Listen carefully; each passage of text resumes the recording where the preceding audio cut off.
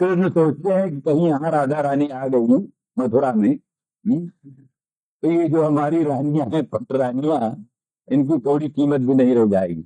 तो रुक्मिणी की क्या कीमत रह जाएगी? हैं?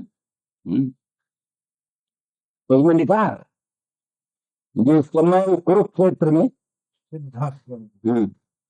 कुरुक्षेत्र में जिस समय ये राधा रानी भगवान कृष्ण के पास पहुंची गई, मिली,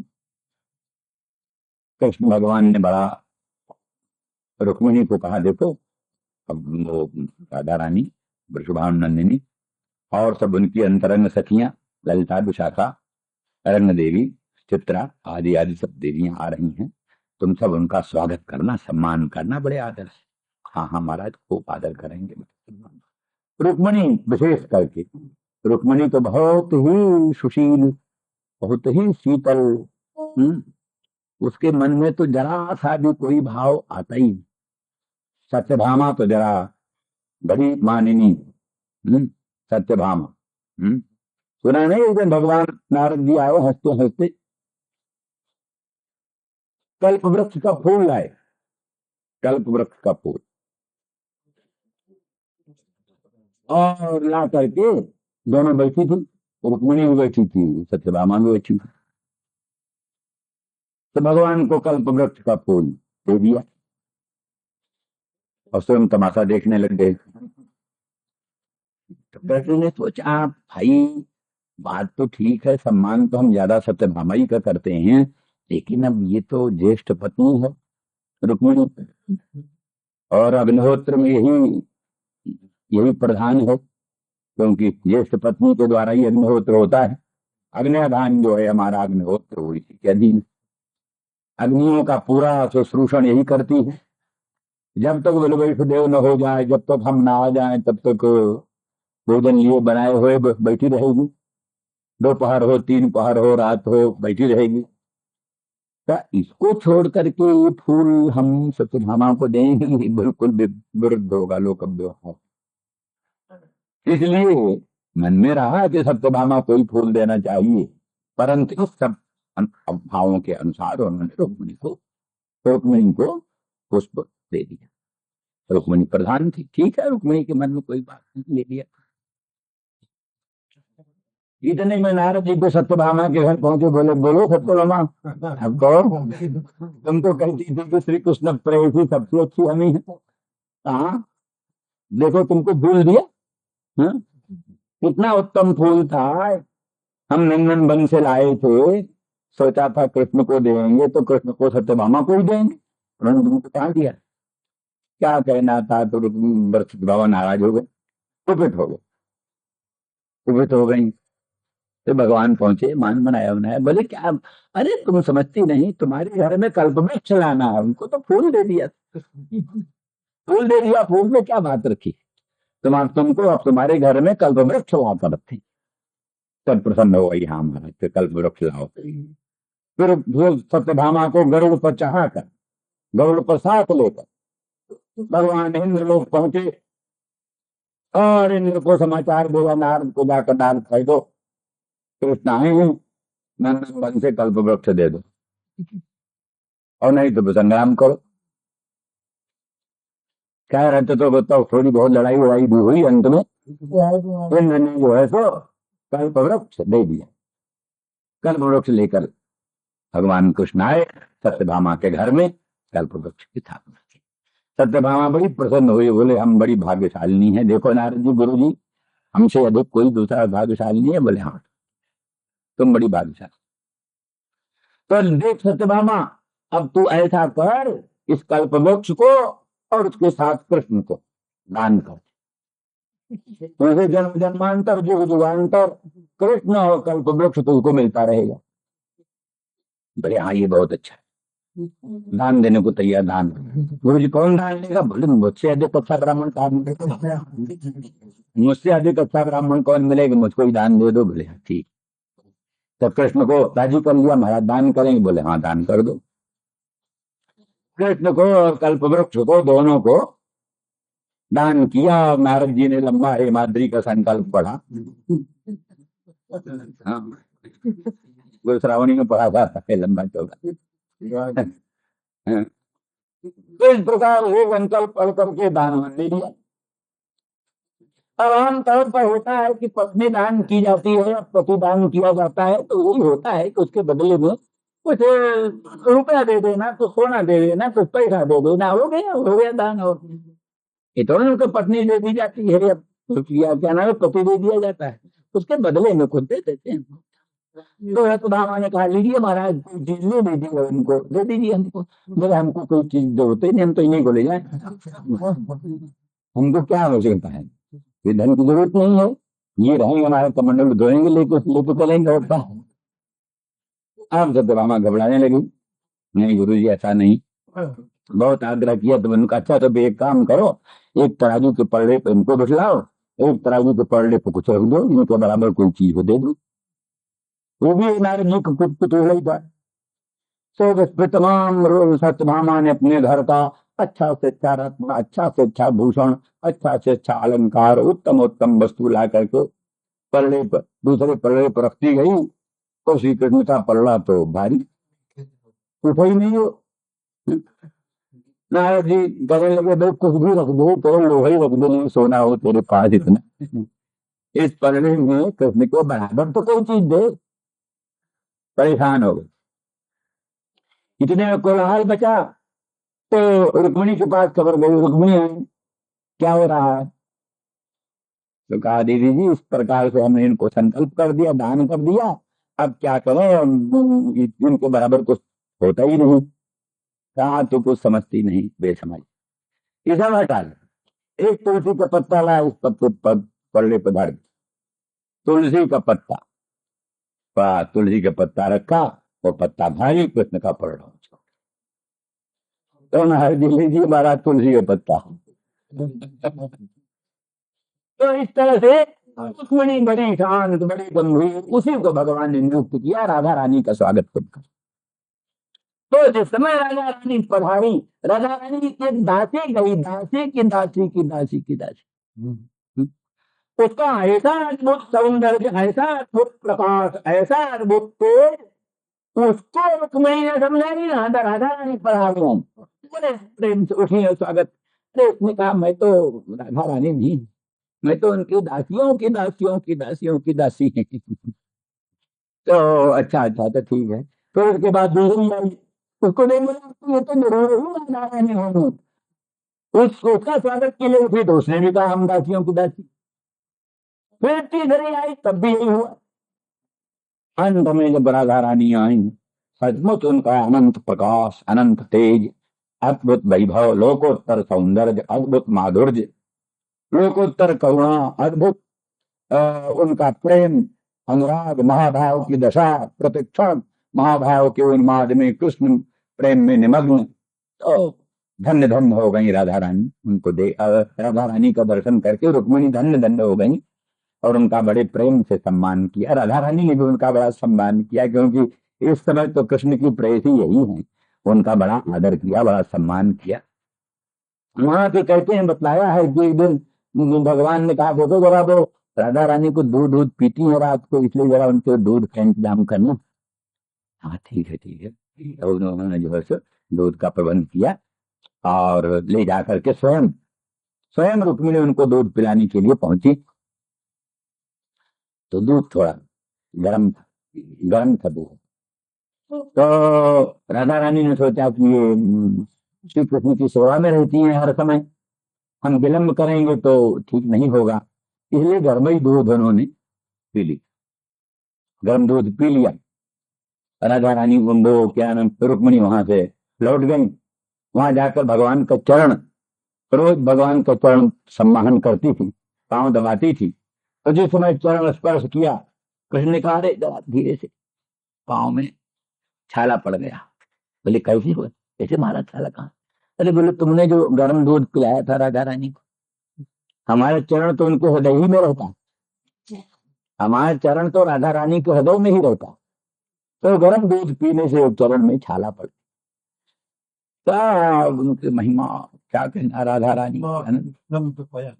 हाँ, तो इस तरह से ये सब। अच्छा, इस प्रकार से ये सब बातें अत्यंत उत्कृष्ट भावना की हैं और उसी अवस्था में ये भावनाएं व्यक्त होती हैं जहां प्रेमोन्माद की एक लोकोत्तर अवस्था भी व्यक्त होती है।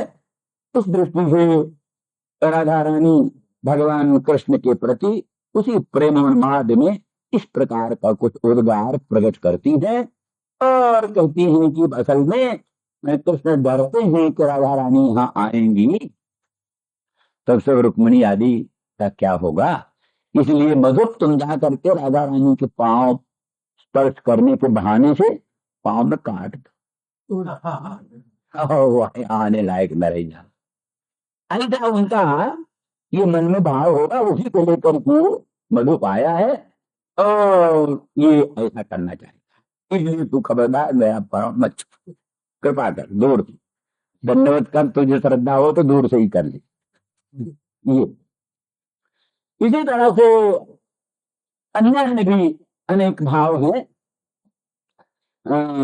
और राधा रानी कहती हैं कि मधुप तुम्हारे श्याम सुंदर तुम्हारे सखा और तुम वस्तुतः जा करके तुम अपने सखा से कह दो कि राजा रानी यहाँ कभी नहीं आएंगी, प्रकाश में नहीं आएंगे, तुम निश्चिंत रहो, निश्चिंत होकर अपना जो काम करते हो करते चलो, वो आपके सुख में बाधा डालने के लिए बिल्कुल नहीं आएंगी, निश्चिंत रहो। ये सब ऐसा कार्य ऐसी क्रियाकलाप मत करो। इस प्रकार से विनोदमय प्रेममय अनेक प्रकार के आलाप राधा रानी कर रही। इसी बीच में ये भी भाव है, एक है धनपति सूरी पंडित, बड़े जबरदस्त वेदांती और कृष्ण के अनन्य भक्त, कृष्ण के अनन्य भक्त, उनकी टीका है भाव विभाविका, पंचाध्यायी पर है और यहाँ भी हर गीत पर भी, हर जगह तो नहीं, वहां भी नहीं मिलती, वेणु गीत में नहीं मिलती। और तो वो कहते हैं श्रृंगार रस के वर्णन प्रसंग में रसशास्त्रानुसार महर्षि सुखदेव ने इस प्रकार का भाव अभिव्यक्त किया, लेकिन साथ ही अपना जो सिद्धांत है उसका भी प्रतिपादन इसी श्लोक से करते। तब काचित मधुकरण दृष्टवा, काचित माने तत्वमस्यादि रूपा मुख्या श्रुति, काचित माने मुख्या श्रुति, कौन श्रुति? तत्वमस्यादि रूप मुख्या श्रुति, वेदांतों में वेदों में मुख्य श्रुति है तत्वमसी, जो जीवात्मा को बतलाती है कि अनंत ब्रह्मांड नायक परमात्मा परात्पर परम ब्रह्म भगवान का ही स्वरूप है। ये तत्वमस्यादि जो मुख्य श्रुति है वो कहती मधुकरण दृष्टवा, मधुकरम माने जीवम, मधु करोतीत मधुकरः, मधु करोतीत मधु, मधु माने अपने अपने कर्मों द्वारा, मधु माने मधुवत प्रिय, जो विषय प्रिय विषय है, शब्द पर स्वरूप गंधादि जो मनोरम प्रेमास्पद विषय है वो मधु। कहते हैं मधुलमयी शमयन दुरापयी, दुराप जो मधुलम है, मधु के बिंदु, उनसे अपने तापों को मिटाने की कोशिश करता है जीव। विषयों के सुख बिंदु से, सुख लेश से, विषय जनित सुख लेश से अपने तीनों तापों को मिटाने की असफल चेष्टा जीव करता रहता, असफल चेष्टा। कभी सफल होता है? विषयों के द्वारा कोई अपने तापों का उपशमन कर सकता? नहीं कर सकता। तो इसलिए जानिमाम पुष्पिताम वाचम प्रबदन्ति विपश्चितः। तो पुष्पिता वाणी माने पुष्पवत बहुशोभमाना, फूल की तरह वो बड़ी सुहावनी लगने वाली वाणी। ऐसे विषय जो है शब्द संभोग, स्पर्श संभोग, रूप संभोग, रस संभोग, गंध संभोग, ये भी मानो मधु मधु मधु जैसा मीठा लगता हो, तो फिर विषय भी मधु जैसे मीठे लगते। तो अपने शुभाशुभ कर्मों के द्वारा मधुवत मनोरम विषयों का निर्माण करने वाला, विषय सुखों की रचना करने वाला जीवात्मा मधुकर है। तो काचिन मधुकरन दृष्टवा, तो मधुकर को, जीव को देख करके ध्यायन्ते कृष्ण संगमम, वो सोचती है कि अच्छे जीव से कृष्ण संगम कथन क्या, इस जीव को कृष्ण संगम कैसे हो। श्रुति क्या चाहती है, जीव का ब्रह्म के साथ संगम हो जाए। निर्गुणवादी कबीर कहते हैं मेरे पिया की सेज सातवें महल में, सातवें महल में पिया की सेज, पिया की सेज में कैसे पहुंचू। कबीर जैसे निर्गुणवादी बाबा जी और परात्पर निर्गुण ब्रह्म भगवान को पिया पिया मानकर, पिया मानकर उनके सातवें महल में जाने की तैयारी कर रहे हैं। अन्नमय, प्राणमय, मनोमय, विज्ञानमय, आनंदमय आदि कोश हैं, ये महल है। इन महलों को पार करो, अन्नमय के भीतर जाओ, प्राणमय के भीतर जाओ, मनोमय के भीतर जाओ, विज्ञानमय के भीतर जाओ, ब्रह्म पुच्छम प्रतिष्ठा में पहुंचो। तो उस पिया की तेज में जाने के लिए बेबल, तो इस तरह से वो पृथ्वी कहती है कृष्ण संगमम ध्यायन्ति अस्य मधुकर से जीव से, कृष्ण संगम कथन से हाथ, कृष्ण का संगम कैसे हो। कृष्ण माने ब्रह्म, कृष्ण भूवाच्य का शब्दो लक्ष्य निर्मुक्त वाच्य कहा, वही परम ब्रह्म कृष्ण इत्यादि। कृष्ण का अर्थ है अनंत सत्ता, पूर्ण सत्ता, और का अर्थ है अनंत आनंद, विशुद्ध आनंद। तो अनंत आनंद और अनंत सत्ता माने सब प्रकाश परात्पर परम ब्रह्म, उसका इस जीव का संगम, समागम, अभिन्नता, एकता कैसे हो। यही तो तुम ऐसी बात तो सोचती हो, तो तुम ऐसी बात के तत्व में चारी बात के रूपा श्रुति यही सोचती है। तो काचिन मधुकरन दृष्टवा ध्यायन्ति कृष्ण संगमम प्रिय प्रस्थापित दूतम कल्पयित्वेदमब्रवीत्। समझा कि ये जीव कौन है, बोले प्रिय प्रस्थापितम, प्रिय परमात्मना प्रस्थापितम, प्रेषितम, परमात्मा ने ही तो इस जीव को संसार में भेजा। हंता हम अनिल जीवेनात्मना अनुप्रविष्ट नाम रूपी जाकर वाणी। श्रुति कहती है कि परमात्मा सोचता है मैं जीव रूप से, मैंने जीव रूप से इस तेजो अन्न, तेजो अन्न रूपा जो तीन देवता है, तेजो रूपा देवता, अन्न रूपा देवता, अप रूपा देवता। तेजो ब्रह्म रूपा देवता में प्रविष्ट होकर के, जीव रूप से प्रविष्ट होकर के सारे विश्व के राम रूप का व्याकरण करो। बड़ी तरह से परमात्मा का प्रेषित ये दूत, प्रिय प्रस्थापितम दूतम कल्पयित्वा, दूत की कल्पना, समझा कि इसको तो प्रिय ने, भगवान परमेश्वर ने, सच्चिदानंद घन ब्रह्म ने इस जीव को भेजा। तो उसकी कल्पना करके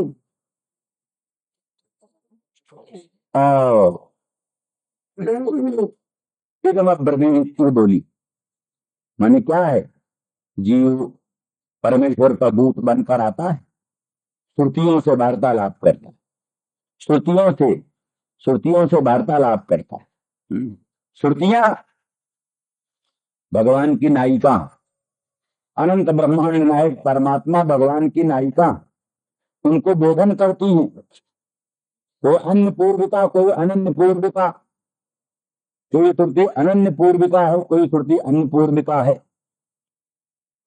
ये साक्षात पर ब्रह्म से संबंधित है। सत्य ज्ञान अनंतम ब्रह्म, विज्ञान आनंदम ब्रह्म इत्यादि श्रुतियां ये अनन्य पूर्विका हैं।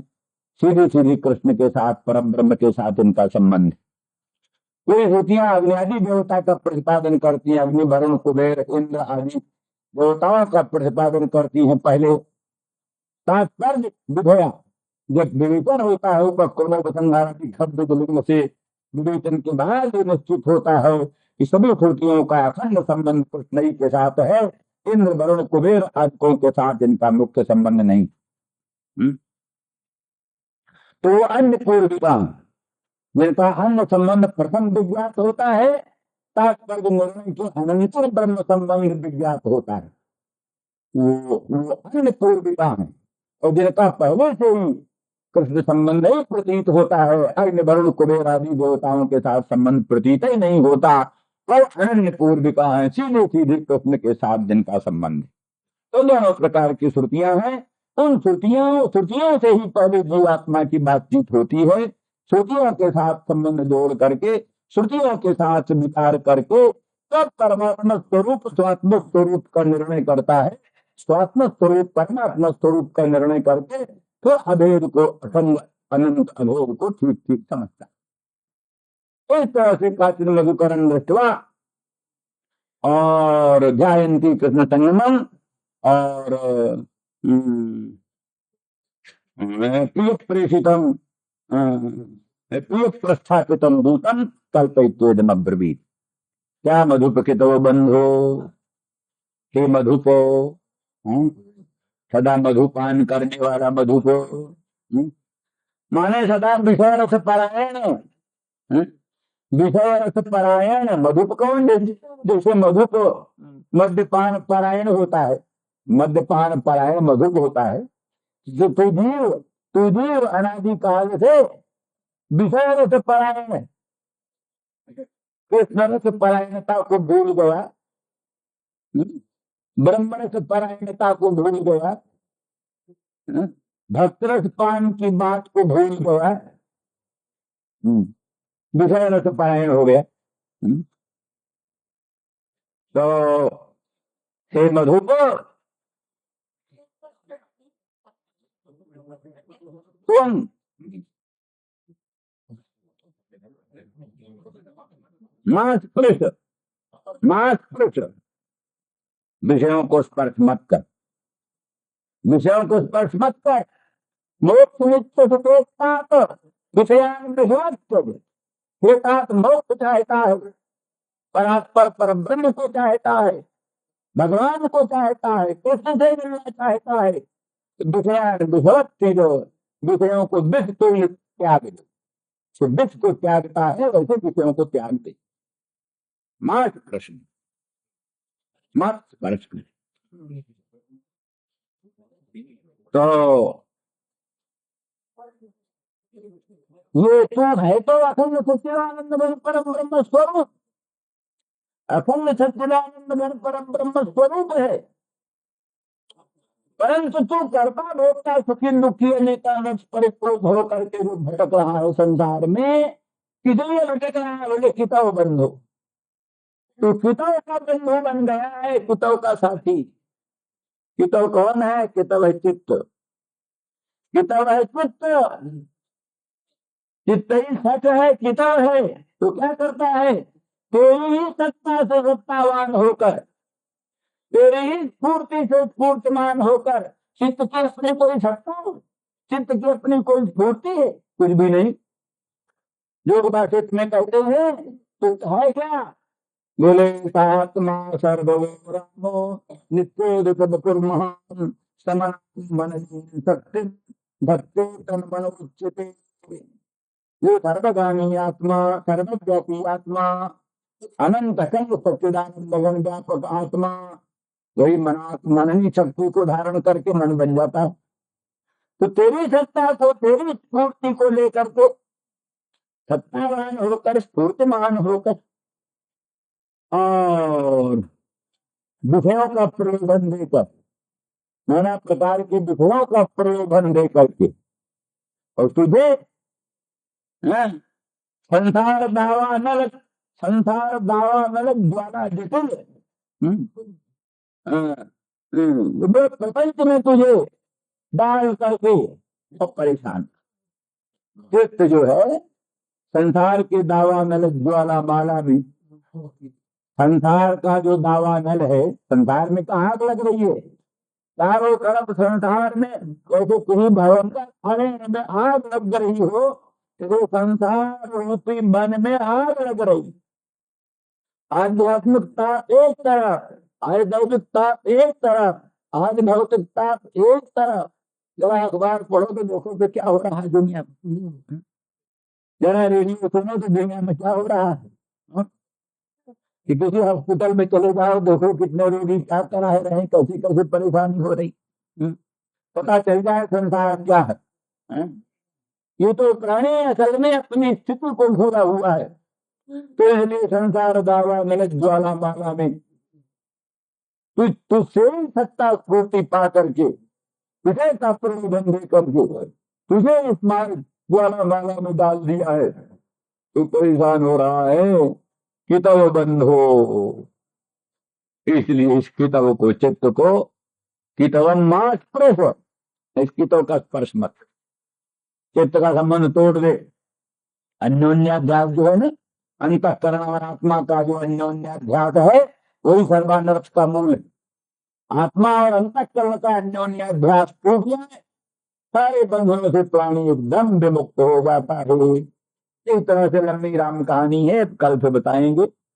श्री राम जय राम जय जय राम।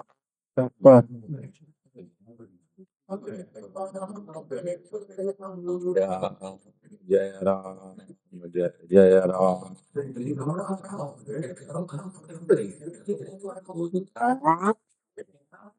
राम जय राम जय जय राम।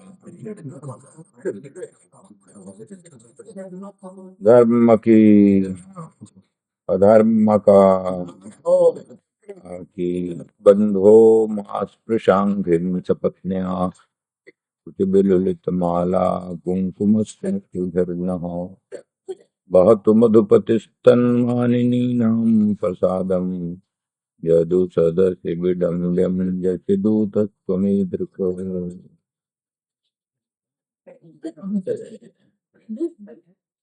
तो आध्यात्मिक अर्थ का वर्णन चल रहा था प्रासंगिक, उसका पूरा वर्णन कर लिया जाए तो फिर दूसरा अर्थ किया जाए। तो ये माना गया है कि गोपांगना स्वयं श्रुत रूपा, श्रुति जो है वेद, वेद के मंत्रों की अधिष्ठात्री महाशक्तियां, वेद मंत्र हैं, अपरिगणित हैं, गिनती नहीं। अनंता वै वेदाः, अनंत वेद,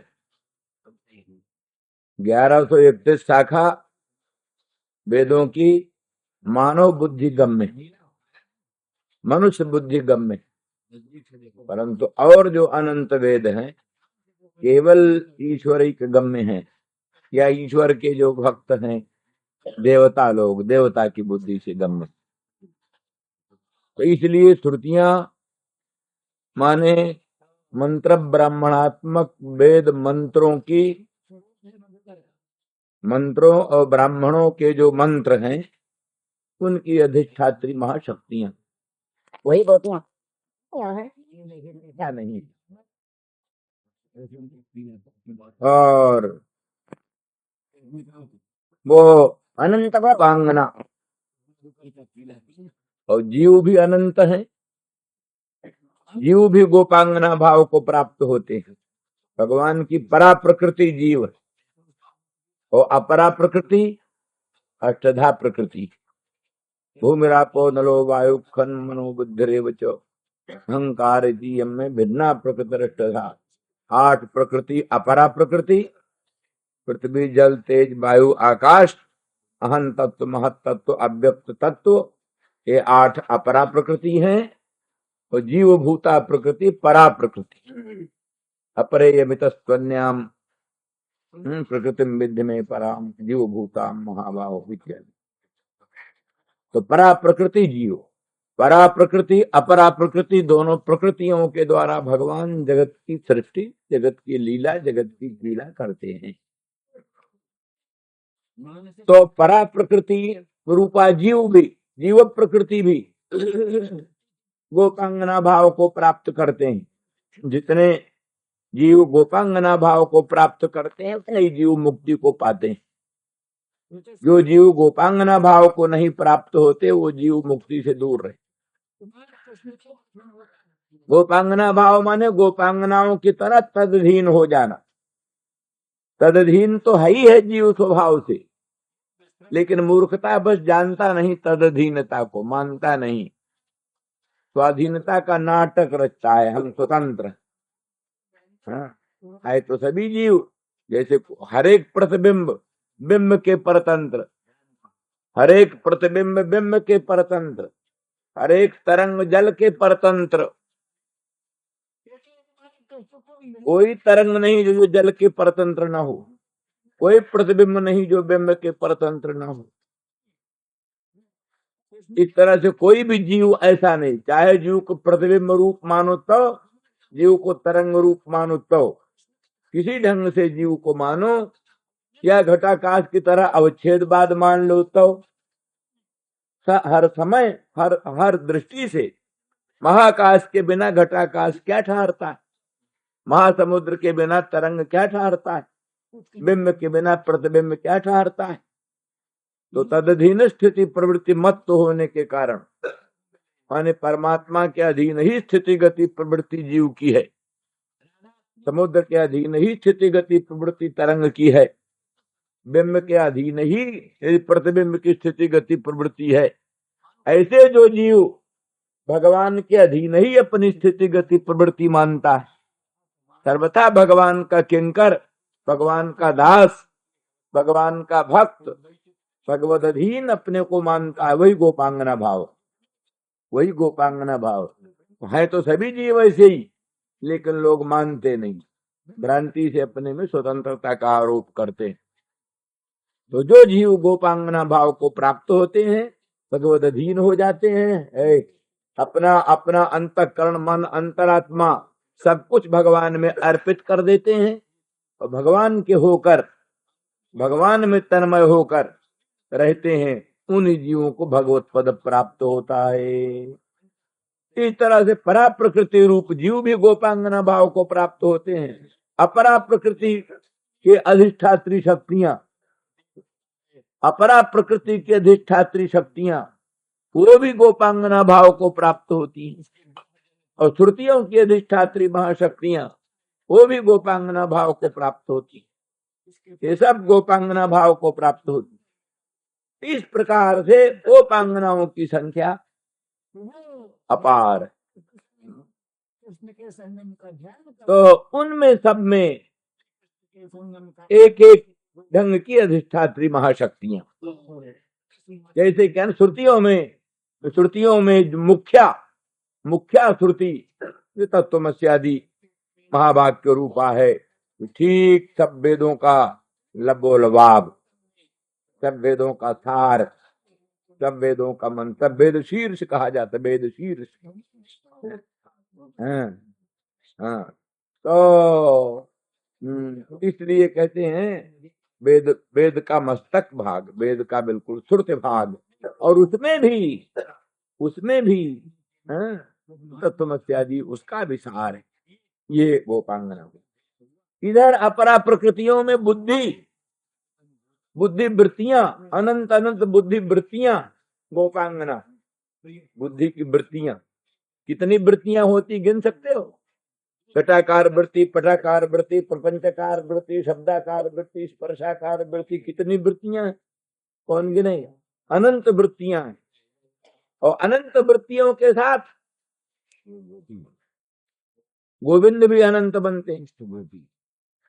जय जय गोपी तय तय कृष्ण। हाँ? जितनी संख्या में गोपी उतनी ही संख्या में कृष्ण बने। अंगना मंगना मंतरे माधव, माधवम माधवं चांतरेणांगना। हाँ? हर एक गोपांगना के बीच में माधव है, हर एक माधव के बीच में गोपांगना। दो दो माधवों के बीच में एक एक गोपांगना, और दो दो गोपांगनाओं के मध्य में एक एक माधव। इसलिए माधवम माधवं चांतरेणांगना, अंगना मंगना मंतरे माधव। प्रत्येक गोपांगनाओं के साथ साथ जो है सो गोविंद है, कृष्ण है, और प्रत्येक गोविंद के साथ गोपांगना। गोविंद का गोपांगना का साधारण संबंध है, इसलिए गोविंद नाम पड़ा। गोविंद, गोविंद माने जब भगवान ने गोवर्धन पर्वत को अपनी कनगुरी पर उठाया, 7 दिन तक इंद्र ने परम कुपित होकर के अखंड वर्षण किया, तो भी भगवान ने उसी महान गोवर्धन पर्वत को अपनी उंगली पर कनगुरी पर उठाकर ब्रजवासियों की रक्षा किया। इंद्र का मान मर्दन हुआ, तब इंद्र ने आकर के गोविंद नाम धरा। कृष्ण गोविंद नाम बोले आपके भैया तो इंद्र हैं, अब आप गोविंद बने।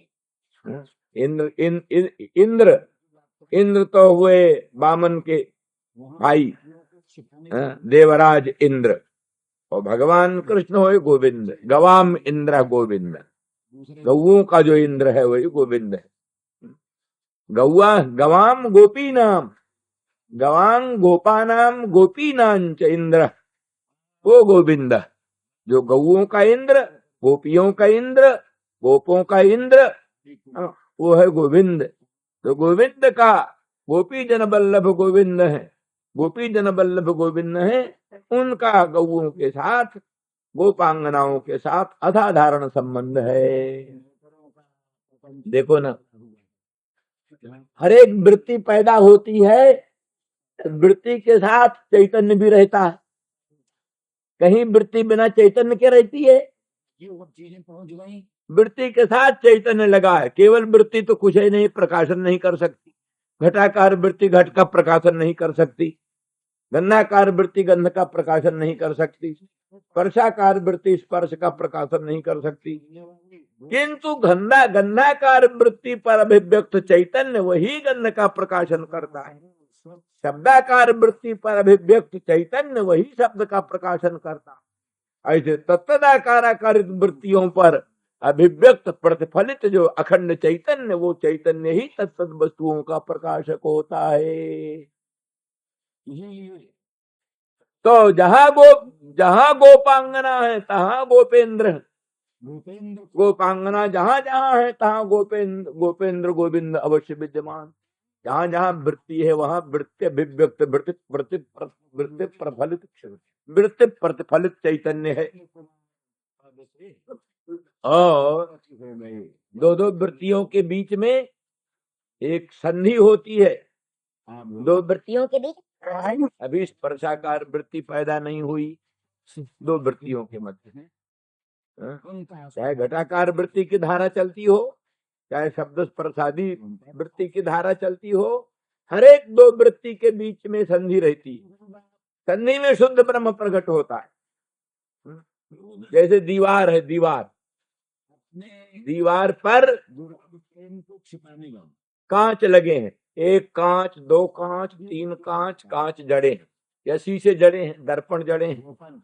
दीवार पर दर्पण जड़े हैं और सूर्य नारायण का प्रखर प्रकाश सामने, सूर्य नारायण का प्रखर प्रकाश सामने है। तो प्रकाश, सूर्य नारायण का प्रकाश जो है, तो एक तो शीशों पर प्रतिबिंबित हो रहा है, तो सीधे दीवार पर है। एक दीवार पर शीशों से रहित जो दीवार, दो शीशों के बीच की जो संधि है, जो दो कांचों के बीच की संधि, तो दो कांचों पर भी सूर्य नारायण का प्रकाश फैला हुआ है, और दो कांचों के बीच में जो शुद्ध दीवार है, उस दीवार पर भी वो प्रकाश फैला हुआ है। सौरालोक दोनों पर पहला, पर वो कांच पर सौरालोक ज्यादा चमकता है, और दीवार पर, दोनों कांचों के बीच की जो संधि है दीवार पर, वहां सामान्य प्रकाश रहता, सामान्य प्रकाश, विशेष प्रकार, विशेष प्रकाश और सामान्य प्रकाश। दीवार के बीच दो, दीवार पर दो कांचों के संधि में बीच में जो प्रकाश है वो सामान्य प्रकाश, और कांच पर जो प्रकाश है वो विशिष्ट प्रकाश। जैसे वृत्ति प्रतिफलित चैतन्य, विशिष्ट चैतन्य, और दोनों वृत्तियों के बीच में जो चैतन्य है वो सामान्य चैतन्य है, ब्रह्म चैतन्य। सामान्य चैतन्य ब्रह्म चैतन्य है, विशिष्ट चैतन्य सोपाधिक चैतन्य है। तो हरेक वृत्ति के बीच में जैसे संधि होती है, संधि में शुद्ध प्रकाश व्यक्त होता है, वृत्ति पर अभिव्यक्त चैतन्य की अपेक्षा वृत्ति के बीच में, दोनों वृत्तियों के बीच में शुद्ध चैतन्य की अभिव्यंजना होती है, वही माधव। दो वृत्तियां गोपांगना है, और दो वृत्तियों के बीच में जो है संधि निष्ठ सामान्य चैतन्य, वो गोविंद है। और फिर एक एक वृत्ति भी दो दो संधि के बीच में है। जैसे दो वृत्ति के बीच में संधि, जैसे दो संधियों के बीच में वृत्ति, इधर संधि बीच में वृत्ति। तो इधर संधि बीच में वृत्ति, माने इधर गोविंद बीच में गोपांगना। ऐसे एक एक संधि भी दो दो वृत्ति के भीतर है, एक एक संधि भी दो दो वृत्ति के भीतर है। इसलिए दो गोपांगना के बीच में एक गोविंद, और दो गोविंद के बीच में एक गोपांगना, यही रासलीला, यही रासलीला। इस रासलीला में साधारण वृत्तियां तो गोपांगना है, और इनमें जो परब्रह्माकार वृत्ति, अखंडाकारा वृत्ति, अखंडाकारा वृत्ति, प्रत्यक्ष चैतन्य भिन्न परम ब्रह्माकाराकार वृत्ति, और राधा रानी, वो राधा रानी है सभी वृत्तियों में प्रधान। सारे माया तत्कार्यात्मक प्रपंच को विधूनन करके अखंड अनंत सच्चिदानंद घन परम ब्रह्म का स्फुटीकरण करने वाली वो जो है सो वो वृत्ति मुख्य वृत्ति, अथवा यह समझ लो।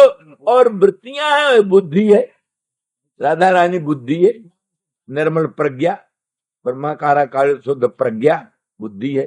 तो आओ सब उसकी वृत्तियां हैं और बुद्धि है, इसीलिए माना है।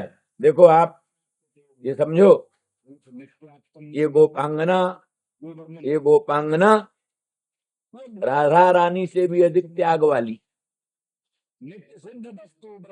ऐसी गोपांगना है कि जिनको, जो कि बड़ी सुंदरी है, राधा रानी जैसी सुंदरी, राधा रानी जैसा ही यौवन, राधा रानी जैसा ही सौंदर्य माधुर्य, राधा रानी जैसा ही भूषण बसन अलंकार, राधा रानी से बिल्कुल न्यून नहीं। अनंत सौंदर्य, अनंत माधुर्य, अनंत सौरस्य, अनंत सौगंध, दिव्य यौवन, अनंत प्रभाव। लेकिन इनकी विशेषता ये है कि कृष्ण को सदा ये सख्य भाव से भजती, कांत भाव से कभी भजती। कृष्ण के प्रति इनके मन में कांत भाव कभी उदित ही नहीं हुआ, कांत भाव पैदा ही नहीं हुआ। कृष्ण हमारे कांत हैं, प्राणनाथ हैं, प्रियतम हैं, ये भाव कभी उनके मन में पैदा नहीं हुआ। वो केवल राधा कृष्ण दोनों की सखी, दोनों की सखी, और उनकी सेवा करना, और उनके जो परस्पर प्रेम है उसी परस्पर प्रेम का रसास्वादन करना। इसलिए कई लोग कहते हैं, कई लोग तो निराकार निर्विकार निर्गुण ब्रह्म को भजते हैं, और कई लोग निराकार सच्चिदानंद घन गोविंद को भजते हैं। तो पर एक भक्त कहता है कि हम तो भाई नहीं वो नहीं, दूसरी हम बात कहना चाहते। वो कहते हम तो बंदे तो प्रेम बंधन, बंदे अहो चित्रम बंदे तब प्रेम बंधनम। अहो आश्चर्यम, हम तो निर्गुण निराकार निर्विकार ब्रह्म की वंदना नहीं करते, सगुण साकार सच्चिदानंद घन ब्रह्म की वंदना नहीं करते, किंतु प्रेम बंधन की वंदना करते हैं। बंदे तत् प्रेम बंधनम। कैसा वो प्रेम बंधन है? अरे वैसा प्रेम बंधन है जिस प्रेम बंधन में अनंत ब्रह्मांड के अनंत अनंत प्राणियों को मुक्ति देने वाला नित्य शुद्ध मुक्त मुक्त नित्य शुद्ध बुद्ध मुक्त ब्रह्म ये बंधन में बंध करके गोपांगनाओं का खिलौना बन गया। जद बद्धम मुक्तिदम मुक्तम ब्रह्म क्रीड़ा मृगी कृतम। जिस बंधन में बंधकर अनंत ब्रह्मांड के अनंत अनंत प्राणियों को मुक्ति देने वाला और स्वयं नित्य शुद्ध बुद्ध मुक्त ब्रह्म गोपांगनाओं का क्रीड़ा बंध हो गया, खिलौना हो गया, उस प्रेम बंधन की हम वंदना करते। तो गोपांगनाओं का कृष्ण में कांत भावना नहीं है। ऐसी गोपांगना कम है, ये ठीक है, कांत भाव होती ही बहुत सी गोपांगना है, उनकी अनेक भाव हैं। तो पर सत्य भाव शुद्ध सत्य भाव होती है गोपांगना, कृष्ण में कांत भाव नहीं रहता। क्या वो क्या उनका क्या भाव है? वो कृष्ण और राधा का जो प्रेम बंधन है, वो प्रेम बंधन में ही उनका प्रेम है। कृष्ण में प्रेम नहीं, राधा में प्रेम नहीं, राधा कृष्ण में जो प्रेम बंधन है वो प्रेम बंधन का ही वो रसास्वादन करती है। प्रेम बंधन से तो हरिवंश जी है, तो हरिवंश जी वृंदावन धाम वाले वो राधा रानी के भक्त थे। बस श्री राधा रानी बहुरानुनंदिनी के भी भक्त थे।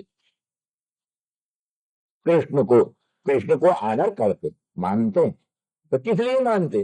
बोले हमारी स्वामिनी, हमारी श्री स्वामिनी श्री वृषभानुनंदिनी राधा रानी वृषभानुनंदिनी के वो प्रियतम है, इसलिए उनका सम्मान करना हमारा धर्म है। जो हमारी स्वामिनी के प्रियतम हो, प्राणनाथ हो, उनका सम्मान करना हमारा कर्तव्य है। कर्तव्य बुद्धि से अपनी स्वामिनी के प्रियतम में प्रेम करते हैं, उनका प्रेम शुद्ध रूप से राधा रानी।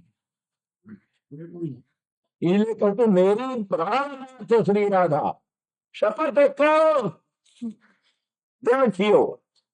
शपथ करके हो अपना अंचल अंचल स्पर्श करके मैं शपथ करती हूँ मेरी प्राणनाथ श्री राधा, मेरी प्राणनाथ श्री राधा रानी। वो राधा रानी के ही अनन्य भक्त हैं और राधा रानी की परिचर्या में रहती हैं।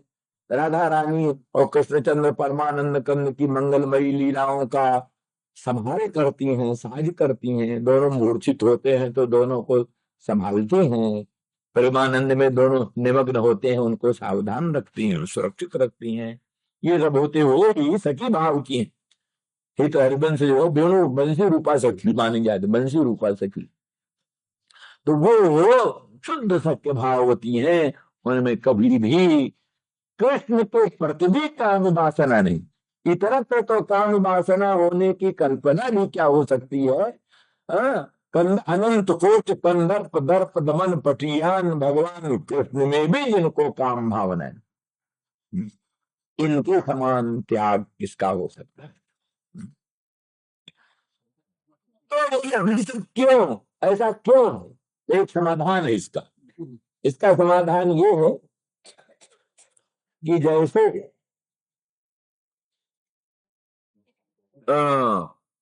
कल्पलता को पानी दे देने से कल्पलता के पल्लव और पत्रों को पानी अपने आप मिल जाता है, उसी तरह से राधा रानी बहुभानुनंदिनी रूपी कल्प बल्ली के ये सब शाखा पत्र पुष्प पल्लव, ये सब सखियां राधा रानी बहुभानुनंद रूपा कल्प बल्ली के वो सब पल्लव हैं, पत्र हैं। इसलिए राधा रानी के श्री कृष्ण संस्पर्श से उनको सबको श्री कृष्ण संस्पर्श का सुख मिल जाता है। राधा रानी को जो कृष्ण संस्पर्श वहां पे होता है वो राधा रानी के कृष्ण संस्पर्श से ही उन सबको कृष्ण संस्पर्श प्राप्त हो जाता है। अलग से उनको कृष्ण संस्पर्श की अपेक्षा नहीं है, जैसे पल्लवों को पत्रों को अलग से पानी की अपेक्षा नहीं है, तो इन गोपांगनाओं को अलग से श्री कृष्ण संस्पर्श की अपेक्षा नहीं। इस तरह से वो तृप्त है, अत्यंत तृप्त है। हाँ। और इस प्रकार से हाँ, ये इन अवान्तर भेद, तो यहाँ पर इनकी बड़ी अंतर्मुखता, तो इसलिए कृष्ण भी इनको प्रसन्न रखने के लिए, तो जो सा काम है उसका तो कामना पूर्ण करके प्रसन्न कर दे। हैं? जो सत्वान है उसकी तो कामना पूर्ण करके प्रसन्न कर दे। तो जो निष्काम है, काम पूर्ण काम आत्मा राम निष्काम है और परम भक्त है। हाँ? तो उनके संबंध में सोच करता है भगवान को भी, इनको क्या करूं, इनको कैसे इनका किस प्रकार से हिताचरण, किस प्रकार से इनसे प्रेम करें। ये बात इस प्रकार से इन गोपांगनाओं के अनेक भेद, बुद्धि रूपा गोपांग बुद्धि राधा रानी भगवान नंदिनी वृत्त रूपा गोपांगना, उधर जो है सो तत्व में स्वादी बात रूपा वृषभानु नंदिनी, इतर शत्रुपा गोपांगना। इस प्रकार से जीवों में भी हिरण्य गर्भाधोत्थात्री महाशक्ति, हिरण्य गर्भाधोत्थात्री महाशक्ति, अव्याकृताधोत्थात्री महाशक्ति, ये जो है सो राधा रानी है। इतर जो तो तदुष्टि जीव है, दुष्टि जीवाभिमान दुष्टि जीवाभिमानी तत्व शक्ति है, वो सब गोपांगना। इसी प्रकार से अवान्तर सर्वत्र संगति लगा लेना चाहिए। तो इस दृष्टि से वह शक्ति रूपी गोपांगना है, और वो जीव को प्रकृत मनुष्यराम, तो वो जो जीव है, जीव को दूतम कल्पयित्वा प्रिय प्रिय प्रस्थापितम दूतम कल्पयित्वा, तो प्रिय माने पर प्रेमास्पद, प्राणी के निर्वत्सय निरुपाधिक पर प्रेम का आस्पद, जो भगवान सर्वेश्वर सर्वशक्तिमान प्रभु उनके द्वारा प्रस्थापित प्रेषित प्रवेशित अन्नमय प्राणमय मनोमय विज्ञानमय आनंदमय आदि कोशों में प्रवेशित प्रेषित प्रस्थापित जो दूत, वो आत्मा जीवात्मा अंतः मने आत्मना तीसरो देवता प्रवेश्य नाम रूपे व्याकरवाणी इत्यादि तेज अप अन्न, इन तीनों देवताओं में प्रविष्ट होकर जीव रूप से तेज अप अन्न रूप तीनों देवताओं में प्रविष्ट होकर नाम रूप का व्याकरण, वो जीव, वही जीव दूत है। पूरे जीव रूपी दूत को देख कर समझ कर एकदम बोली, हे मधुप, हे मधुप, कल सब वर्णन किया उतना समझ लेना। माने विषय रस परायण हे मधुप, विषय रस रूपी मधु करने वाला विषय रस परायण मधुप, और अखंड आनंद सच्चिदानंद मिलन का ब्रह्म स्वरूप, वो गड़बड़ी हुई तो करता भोगता सुखी दुखी होकर परिप्लुत होकर भवाटवी में भटक रहा हो, इसलिए कि तू कितो बंधु हो गया, कितो बंधु हो गया, कितो कितव चित्तम चितई कितव सठ है, कि तुमसे ही सत्ता प्राप्त करके, तुमसे ही पूर्ति प्राप्त करके, और तुमको ही मिठाइयों का प्रबंध करके, और संसार दावा नर ज्वाला माला में तुमको डाल दिया, इसलिए चित्त किताब सठ है, उसके तू बंधु बन गया है। कितो का साथ चित्त का साथी बन गया है ना, जीव चित्त का साथी बन गया, चित्त का अनुसरण करता है, चित्त जो कहा बोलता है, चित्त जो कहा वही जीव करता है। मन जो कहा वही जीव करता है। ध्यायतीव लीलायतीव बुद्धि ध्यान ध्यायतीव। बुद्धि ध्यान करने लगती है तो आत्मा भी ध्यान करने लगता है। बुद्धि लीला खेला विलास में लग जाती है तो आत्मा भी लीला खेला विलास में लग जाता है। बुद्धि का अनुसरण करता, चित्त का अनुसरण करता, चित्त का अनुसरण करने से ये करता भोक्ता बन गया, सुखी दुखी बन गया, अनेका नर्थ पर भवाटनी में भटकना भला बन गए। चित्त का संग छोड़ दे तो बस। हाँ। कहते हैं चाह चूड़ी चाह चमाड़ी चाह नीचों की नीच, तू तो पूर्ण ब्रह्म था यदि चाह न होती बीच। तो पूर्ण ब्रह्म था अगर चौड़ न होती। तो चाह किसका रूप है? तो रूप। काम संकल्पो विचिकित्सा श्रद्धा श्रद्धा री भी इत्येतत् सर्वं मद्देव। काम संकल्प श्रद्धा अश्रद्धा धी भी सब मनई, सब मनई। तो मन का आश्रय करके, मन के परिणाम भूत काम का आश्रय करके, इच्छा का अनुसरण करके जीवात्मा संसारी हो गया, संसारी होकर भवाटड़ी में भटक रहा है। तो परम कल्याणमयी करुणामयी भगवती श्रुति तत्वमस्यादि रूपा श्रुति जीव को संबोधित करती हुई कहती है, हे मधुप, हे विषय रस पारायण, हे जीव, तो शुद्ध सच्चिदानंद घन परम ब्रह्म का स्वरूप है। तो अनित अनर्थ परिप्लुत भवाटवी जो भटक रहा है उसका हेतु है चित्त कितो बंधु, कितो बंधु। चित्त तादात्म्याभ्यास से, अंतःकरण के तादात्म्याभ्यास से शुद्ध बुद्ध मुक्त आत्मा में कर्तृत्व भोक्तृत्व आदि का आरोप होता है। इसलिए तुम सावधान होकर विवेक परायण बनो। बोले माँ कैसे विवेक परायण बने, ये अन्योन्याध्यास कैसे छूटे? तो चित्त के साथ अंतःकरण के साथ जो आत्मा का अन्योन्याध्यास है वही संसार है। आत्मा और अंतःकरण का अन्योन्याध्यास जो है वही संसार है। इसी के द्वारा सारा दुख सुख है, सारी विपत्ति संपत्ति है। ये अन्योन्याध्यास छूटे तब कुछ काम बने, तभी मोक्ष भी होगा। अन्योन्याध्यास कैसे छूटे ये बताओ माँ। तो भगवती श्रुति कहते सपत्न्या स्पृशो, जो सपत्नी है मैंने माया, माया जो है अविद्या तत्वान्यत्वाभ्याम निर्वक्तु अनरहा अविचारित रमणीय भाव रूपा अधिष्ठान ज्ञान विनशनशीला, ऐसी जो माया है वो माया है, वही सपत्नी है।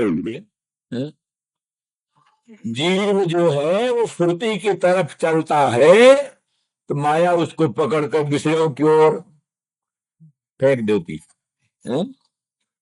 जीव चलता है श्रुति के साथ मेल जोल करने, वेद के साथ श्रुति के साथ, वेद के मंत्रों की अधिष्ठात्री महाशक्तियों के साथ मेल जोल करने चलता है। तो उससे छीन करके हटा करके वो माया जीव को संसार की ओर लगा देती है, इसलिए उसको सपत्नी कहते।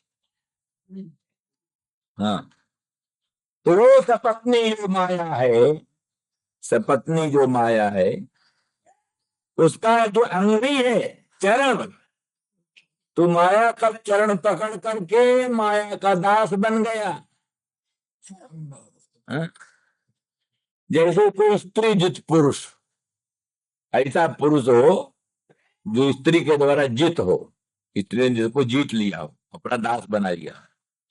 तो जैसे स्वामित्व विस्मृत, तो स्त्री जित प्राणी अपने स्वामिता को भूल जाता है, मैं स्वामी हूं भूल जाता है, और उसका कहीं उसका किंकर बन जाता है, कामिनी किंकर बन करके कहीं कर जादी दुर्दशा को प्राप्त होता है, कहीं कर जादी दुर्दशा को प्राप्त होता है।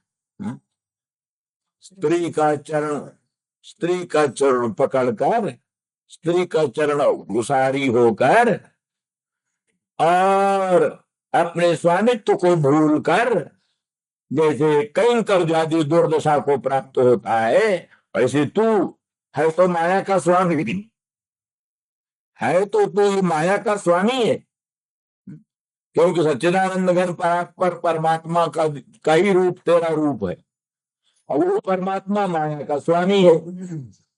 लेकिन उस माया का स्पर्श करने से, माया का चरण स्पर्श करने से, चरण माने उसके अंश है, पाद है, पादों से विश्वाभूतानी, माया के भी पाद है, अंश है।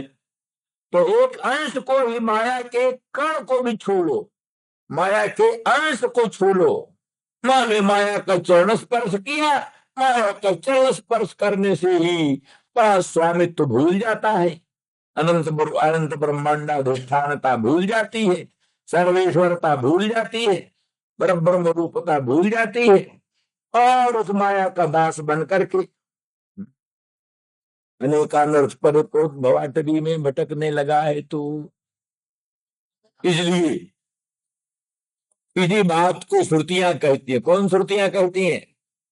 द्वा सुपर्णा सजुजा सखाया समानम वृक्षम परिसस्व जाते तयोरे कप परं स्वाद्वक्त नश्नन्यो अभिचाकसीति।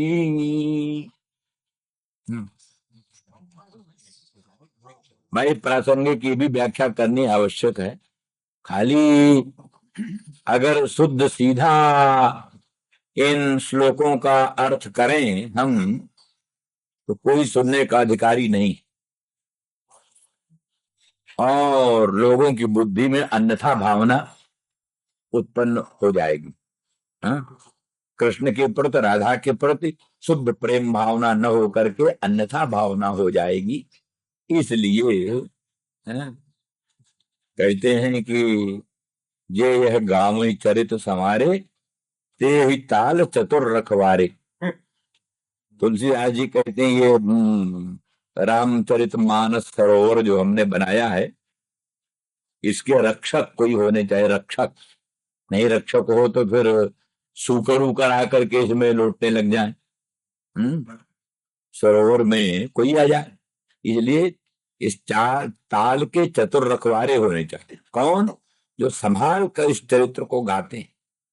तो संभाल कर गाना माने इसका असर क्या पड़ रहा है, क्या उल्टा तो असर नहीं पड़ रहा है। कथाओं का प्रयोजन है भगवत भक्ति की वृद्धि, भगवत प्रीति की वृद्धि, वैराग्य की वृद्धि, विवेक की वृद्धि और भगवत स्वरूप का तत्व ज्ञान, यही सब कथा का फल है। अब ये न हो करके कहीं राग की ओर प्रवृत्ति हो, कहीं काम की ओर प्रवृत्ति हो, तो वो गड़बड़ हो, उल्टा हो कथा, उल्टी कथा का फल। तो अगर केवल मात्र सीधा षष्ठी पंचमी करके सीधा अनुवाद कर दें तो फिर काम का नहीं है, हानिकारक हो जाएगा। इसलिए उसका उपम ब्रह्मण करके विस्तार के साथ उसका विवरण करने से अच्छा प्रभाव है।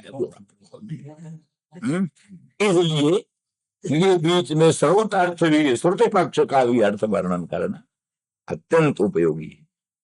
हाँ, तो इस प्रकार से श्रुति कहती है कि वो जो सपत्नी माया है, तो क्या द्वा सुपर्णा से हुआ सिखाया, इसका मतलब ये हुआ कि जीवात्मा परमात्मा, जीवात्मा परमात्मा दोनों एक संसार रूपी वृक्ष की देह रूपी टहनी पर बैठे हुए पक्षी। ये संसार सारा वृक्ष है, क्योंकि वृक्षनाथ वृक्षा जो हर समय कटता रहता है, छिन्न भिन्न होता रहता है, उसी का नाम वृक्ष। संसार क्षण भंगुर है, हर समय पिछला संसार खत्म होता चलता है, नया संसार आता रहता है। जैसे गंगा का पानी जो सवेरे था तो पटना पहुंच गया, अब जो आया काशी में तो दूसरा है। एक पानी नहीं है गंगा में, जिस पानी को देखते हो एक पानी नहीं है। प्रातःकाल वाली पानी दूसरा, इस समय का पानी, अरे क्षण क्षण का पानी दूसरा।